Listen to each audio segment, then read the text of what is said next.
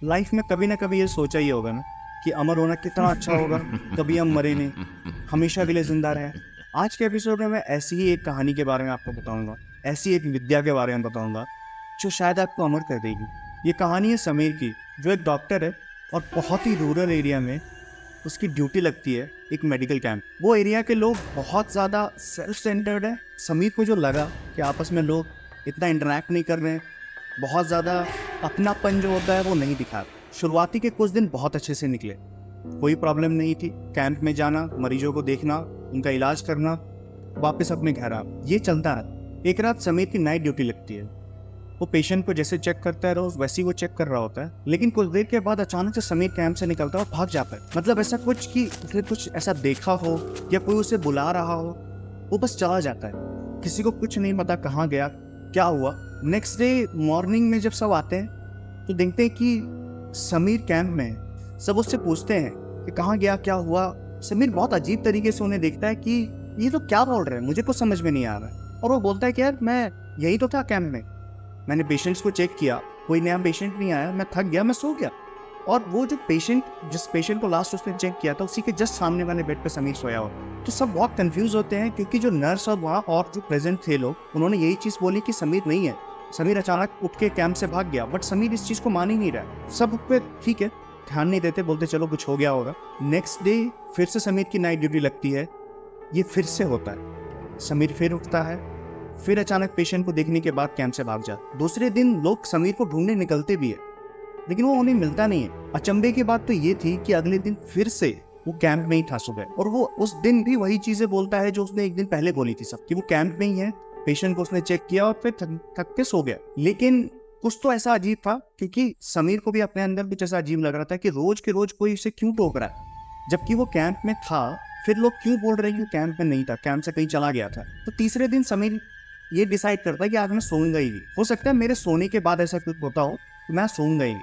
सारा चेकअप होने के बाद समीर देखता है कोई काम नहीं है, तो थोड़ी देर के लिए मैं लेट जाता हूँ। लेकिन उसके दिमाग में चीज़ रहती है कि मुझे सोना नहीं है। लेकिन कुछ देर होने के बाद हल्की सी उसकी आंख लगती है, और अचानक से जैसे हम लोग को फील होता है ना कि यार 2 मिनट के लिए तो हमारी आंख लगी है, लेकिन बहुत ज़्यादा टाइम बीत जाता है, वैसे उसकी हल्की सी आंख लगती है।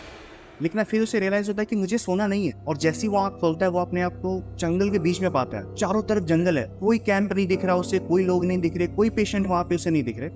बहुत अजीब लगता है उसे कि कहीं मैं सपना तो नहीं देख रहा। उठता है, इधर उधर जाता है, उसे कोई नहीं दिख रहा है। कुछ देर बाद उसे कुछ दूर पे 3-4 लोग जाते हुए दिख रहे होते हैं जंगल के बीच में। ये जाता है उनके पास इस होप में कि यार मैं इनसे पूछता हूँ कि कैंप कहाँ है। वो उन्हें रोकता है और उनसे पूछता है कि ये एक मेडिकल कैंप है, मैं भटक गया हूँ शायद, रास्ता मुझे समझ नहीं आ रहा, मुझे क्या बता सकते हो कहाँ है।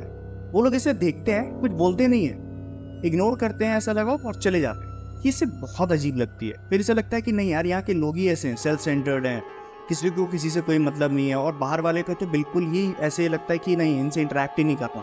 तो ये उतना उस बात पे ध्यान नहीं देता, बट इसे लगता है यार ये यहाँ के लोकल है, तो इनके पीछे पीछे जाऊंगा ना तो हो सकता है मेन रोड पे चला जाऊँ और वहाँ से फिर मैं मेडिकल कैंप चला जाऊंगा। तो वो उनके पीछे पीछे चलने लगता है। पीछे पीछे जाते ही कुछ दूर जाने के बाद अचानक से देखता है कि एक मंदिर है। जैसे ही ये मंदिर पे पहुँचता है, मंदिर के अंदर पहुँचता है, ये बेहोश हो जाता है। जैसे बेहोश हो गया तो पूरा ब्लैकआउट हो जाता है। फिर इसकी थोड़ी सी आँख खुलती है कुछ देर बाद, तो इसे बहुत अजीब सा रियलाइजेशन होता है। कैसे इसे ऐसा लग रहा है कि ये पहले यहाँ आ चुका है, इसने ये सारी चीज़ें देखी है। और ऐसा नहीं है कि पूरी तरह से आँख खोल करके उन सारी चीज़ों को देख रहा है, एक्सपीरियंस कर रहा है। बीच बीच में इसकी आंखें खुल रही है, फिर बंद हो जाती है, फिर खुल रही है। तो इसे धीरे धीरे जैसे होता है ना, रिकॉल हो रहा है कि यार यहाँ मैं पहली बार नहीं आया हूँ, मैं इससे पहले भी यहाँ आ चुका हूँ। वो वही मंदिर, कुछ वही लोग, वैसी ही चीज़ें हो रही है मेरे साथ जो मुझे पहले, जिससे डेजा वू का फीलिंग नहीं आता है कि कुछ अगर आपके साथ अभी हो रहा है तो आपको लगता है नहीं यार पहले हो चुका है वो चीज़, सेम चीज़, ऐसी उसको फीलिंग आ रही थी। बट वो समझ नहीं पा रहा था क्या हो रहा है।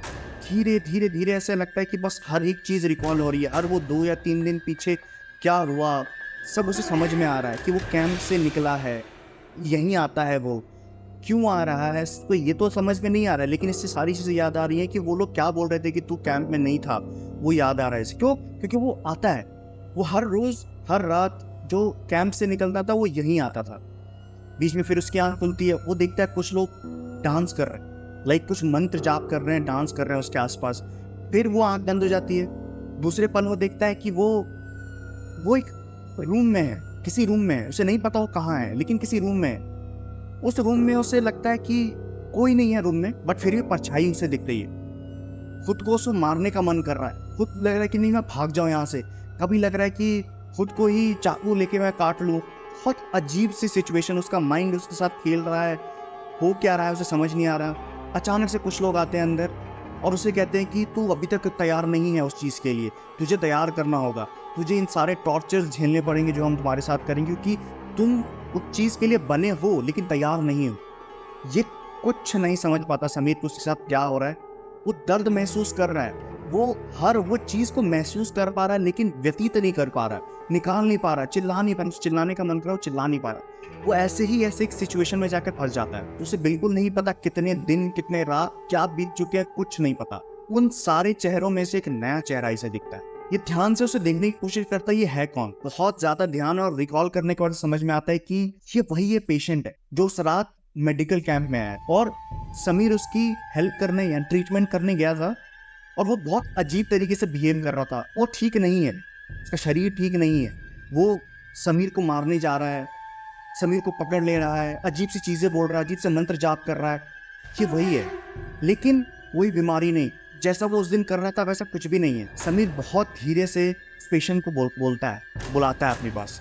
नाम तो इसे नहीं पता था या याद नहीं था, बट इसे बुलाता है और बहुत धीरे से उसे एक चीज़ पूछता है, क्या तुम आप ठीक हो? और ये देख के वो पेशेंट जो था वो बहुत अजीब सा ये शॉक सा हो जाता है कि ये यहाँ मैं इसको रख रखा है या इन लोगों ने, और ये मुझसे ऐसे सवाल क्यों कर रहा है। वो समीर के पास जाके कहता है कि जब मेरे शरीर और मेरी हालत ख़राब थी तब तुमने मेरी बहुत मदद की, उसके लिए बहुत ज़्यादा शुक्रिया, लेकिन मुझे तुमसे एक और मदद चाहिए, क्या तुम करोगे? समीर बिना झिझकते सीधी एक चीज़ बोलता है, हाँ बताओ क्या करना है मुझे, क्योंकि समीर एक डॉक्टर है।